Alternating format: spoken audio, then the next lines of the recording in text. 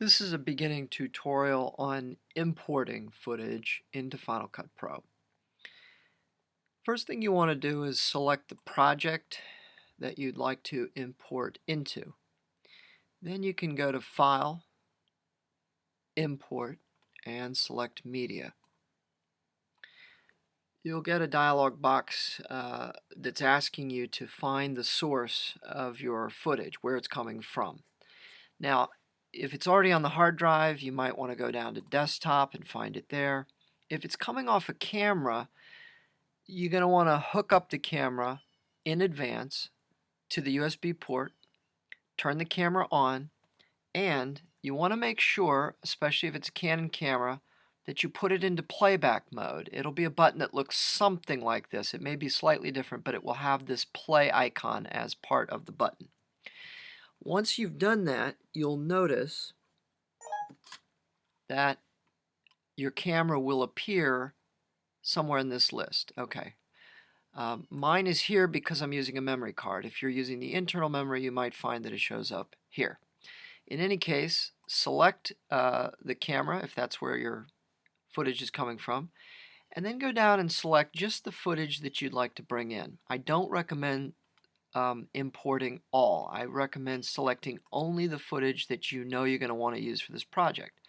The reason is you might have, for instance, some old footage that was shot at a different frame rate or on a different format. And you may recall from a previous tutorial that we have already set our preferences so that Final Cut Pro will set the entire format of your project based on the first clip of your footage that it imports. So it's important that the clips you import are all of the same type. Okay, so once you've selected them all, go ahead and import selected. You'll get this dialog box. Make sure you're adding it to the right event. You want to definitely select copy to library, and you also want to make sure create optimized media is checked. The rest of it's not so important. Once those settings are made, click import. And you'll notice here in the background tasks window, if you click it once, you can get the details on what it's doing. Never quit Final Cut Pro or unplug your camera while this progress bar for importing media is active. Once it's idle or complete, it doesn't matter if there are progress bars on some of these other things. You can go ahead and quit Final Cut Pro or unplug your camera.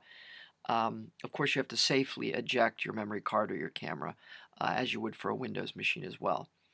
But clicking here once to get the details, never quit Final Cut or unplug the camera when importing media is still going, because it will basically corrupt your footage.